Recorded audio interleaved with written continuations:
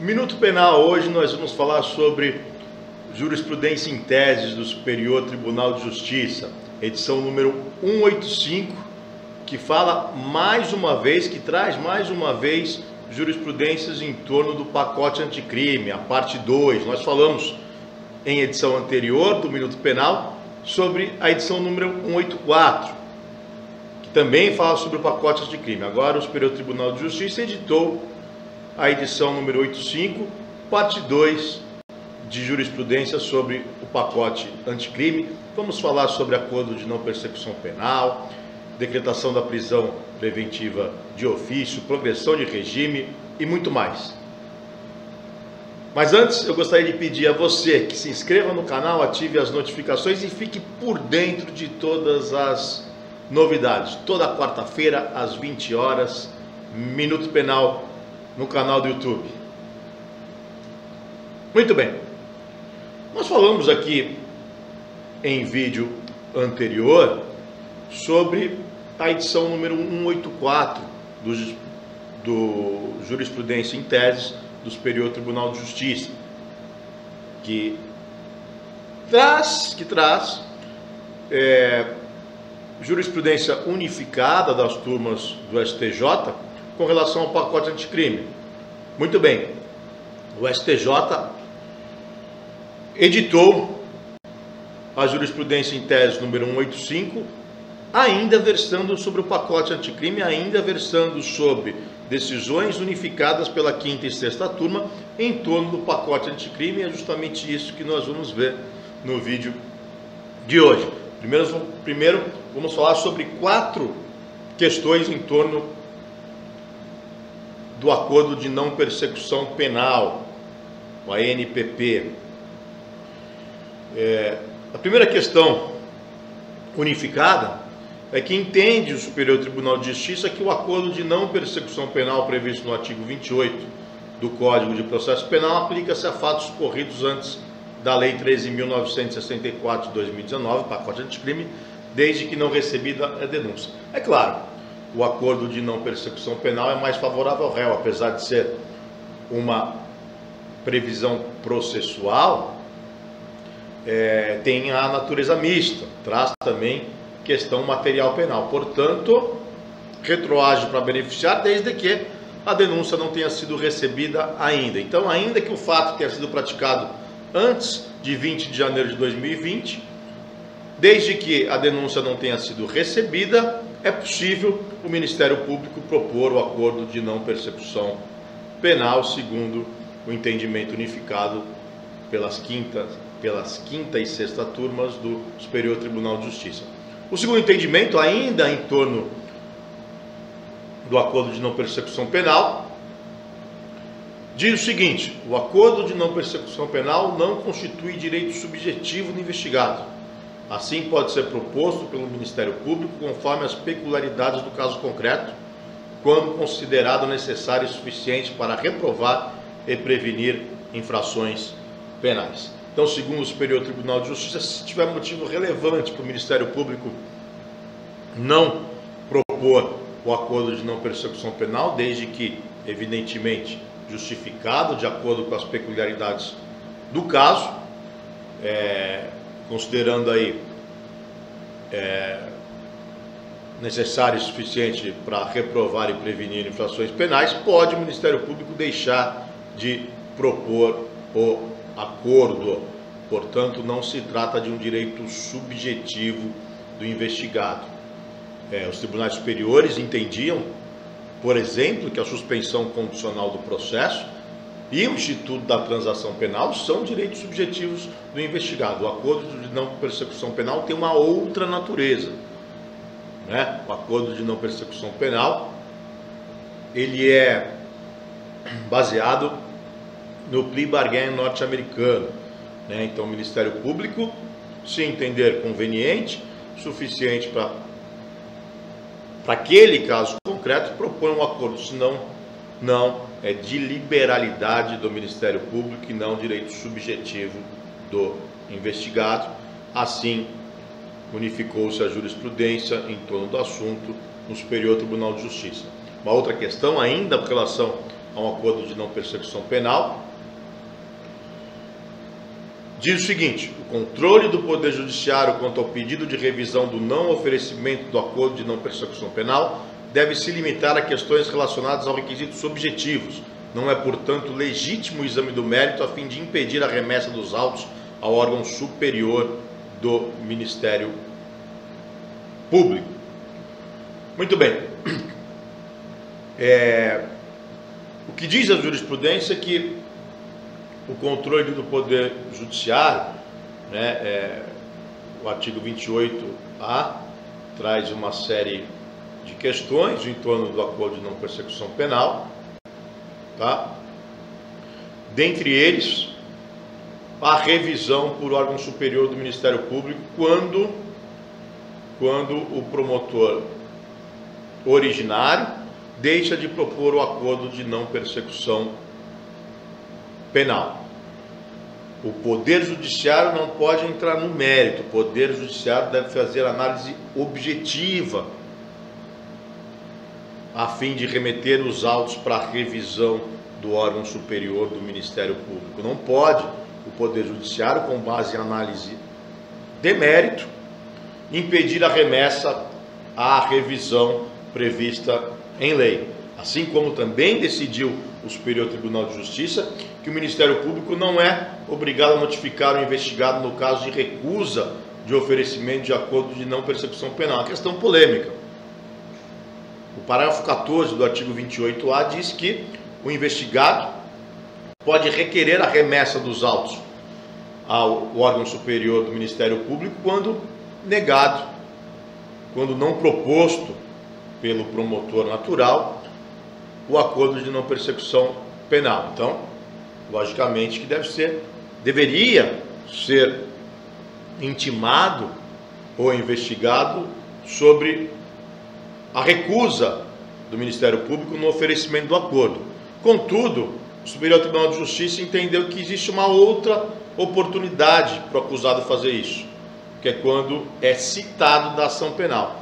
Realmente, quando o acusado é citado da ação penal, é citado também nos motivos pelos quais o Ministério Público recusou a proposta de acordo de não persecução penal. E dessa forma, dentro do prazo legal, pode, naquela oportunidade, o investigado, o acusado, requerer então a remessa dos autos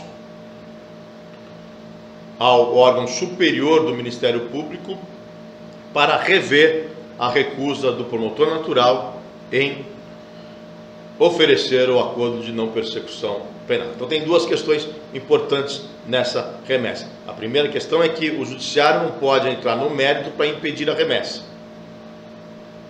Só a análise dos requisitos objetivos. E a segunda questão, análise dos requisitos objetivos, por exemplo, se é primário ou reincidente. Por exemplo, se é reincidente, não tem direito a acordo de não persecução penal, nega, então aí não faz sentido algum o acusado pedir a remessa dos autos ao órgão superior, porque é um requisito objetivo, né? Agora, não pode o magistrado entrar no mérito para impedir essa remessa, se preenchidos os requisitos objetivos. E a outra questão é também de suma importância que nós falamos: quando o Ministério Público se recusa a oferecer o acordo de não persecução penal, pode o investigado requerer a revisão de órgão superior. Mas entende o Superior Tribunal de Justiça que o investigado não precisa necessariamente ser intimado dessa recusa, que pode pedir essa revisão quando citado da ação penal. Então, apesar do entendimento do Superior Tribunal de Justiça de que não deve ser intimado, fica superado o prejuízo, já que tem a oportunidade o acusado de pedir a revisão quando citado da ação. Então essas são as questões em torno do acordo de não persecução penal. Agora vamos falar sobre uma outra questão muito importante, unificada também na edição número 185 do Jurisprudência em Tese pelo Superior Tribunal de Justiça, que diz respeito à prisão preventiva decretada de ofício. Entende o Superior Tribunal de Justiça o seguinte: o pacote anticrime, atento à jurisprudência dominante do Superior Tribunal de Justiça e do Supremo Tribunal Federal, introduziu no parágrafo 1º do artigo 315 do Código de Processo Penal o requisito da contemporaneidade dos fatos como fundamento para a decisão que decretar, substituir ou denegar prisão preventiva ou qualquer outra medida cautelar diversa da prisão, vedada a exposição de motivos genéricos e abstratos. Então, a jurisprudência dos tribunais superiores já entendiam dessa forma. O pacote anticrime só ajustou a lei de acordo com a jurisprudência. A decretação da prisão preventiva tem que ser baseada em fatos novos ou contemporâneos. Não se pode justificar uma prisão preventiva por fatos antigos, até porque não tem urgência e necessidade nesse caso. E também é vedada a exposição de motivos genéricos e abstratos, ou seja, o magistrado precisa justificar a prisão nos termos do artigo 312 do Código de Processo Penal, ou seja, de acordo com os requisitos cautelares para sua decretação, motivando com base em dados concretos e não genéricos e abstratos. Muito bem.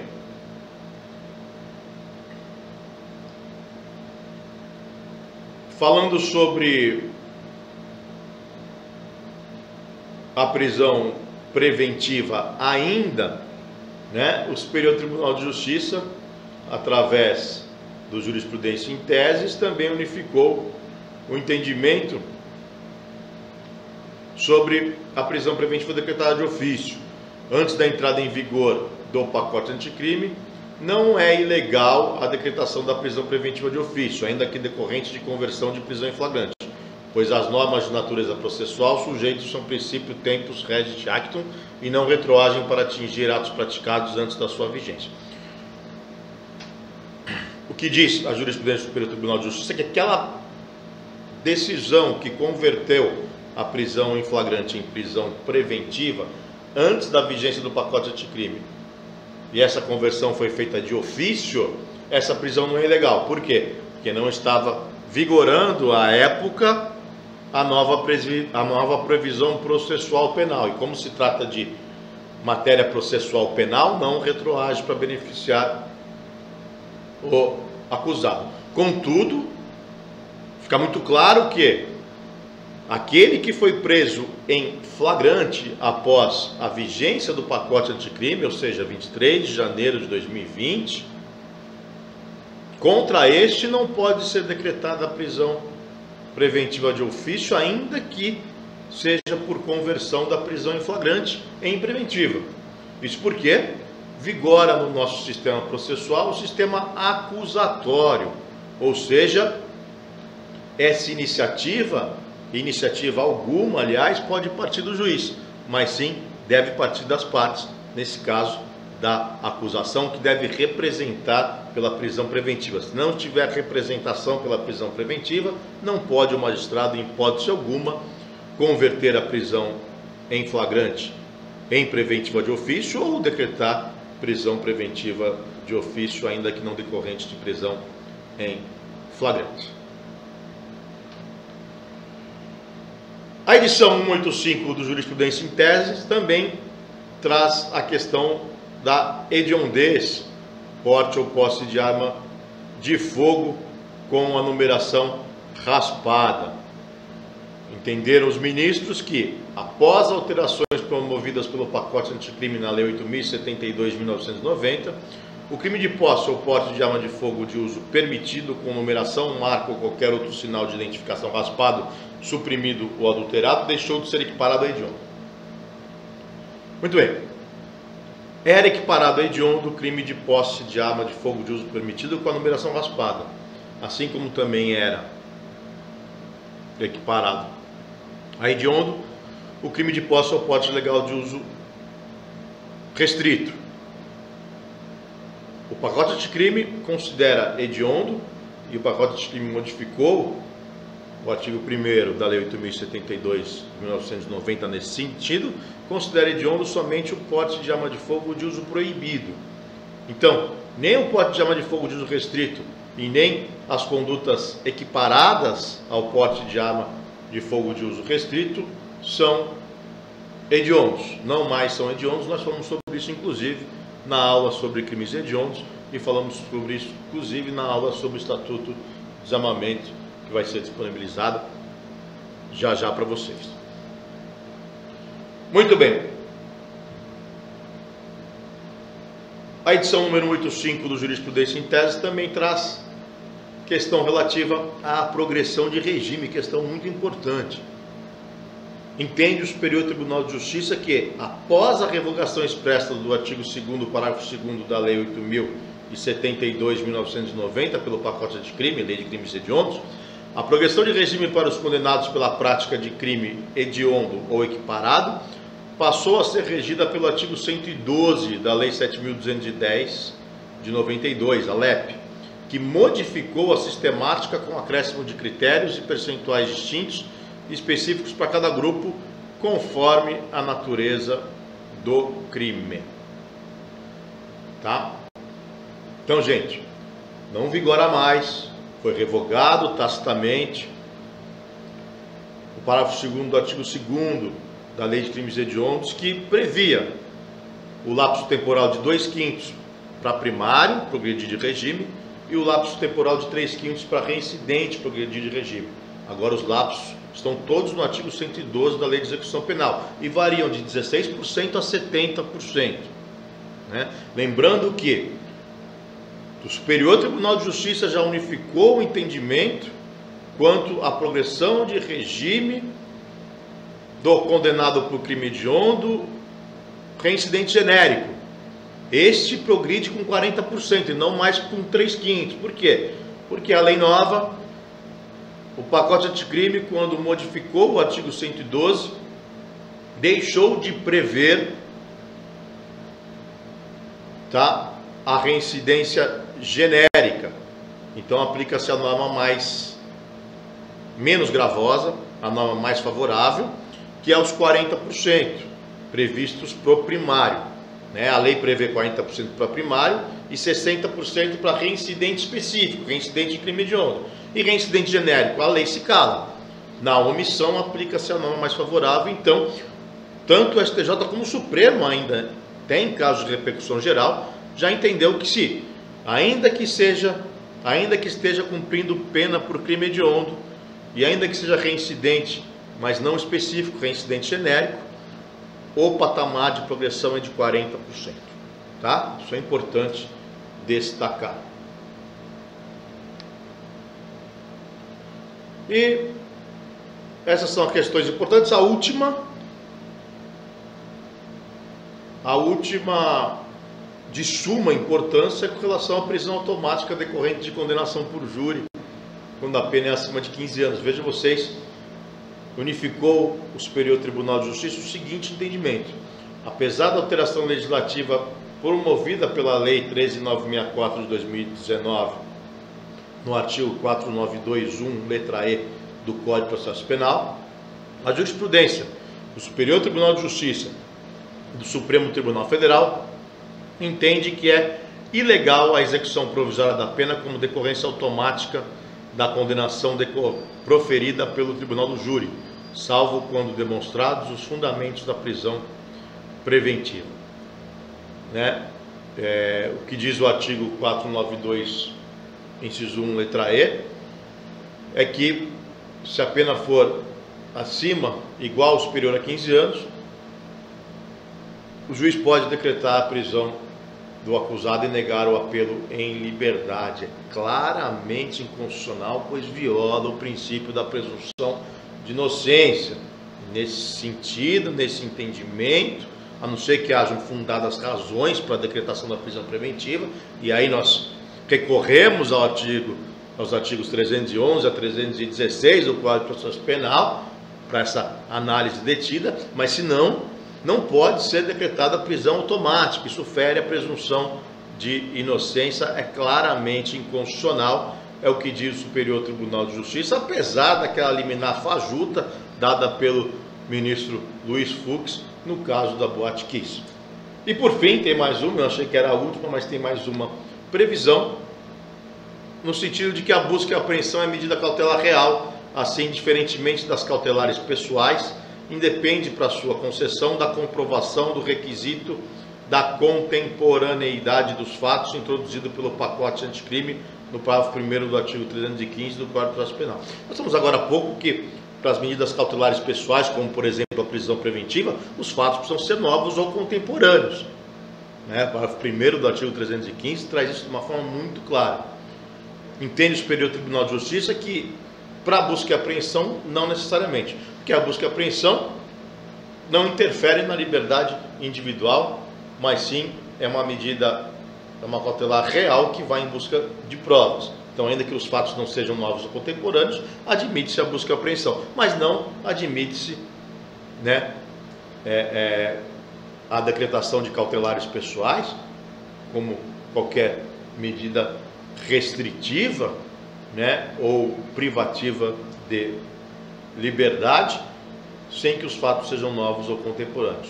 Mas vale, repito, para a busca e apreensão, assim foi unificado o entendimento no Superior Tribunal de Justiça. Então, são questões importantes, são unificações jurisprudenciais importantes, dispostas na edição número 185 do Jurisprudência em Tese do Superior Tribunal de Justiça, segunda parte do pacote anticrime. Espero que tenham gostado. Esse foi mais um Minuto Penal. Até breve.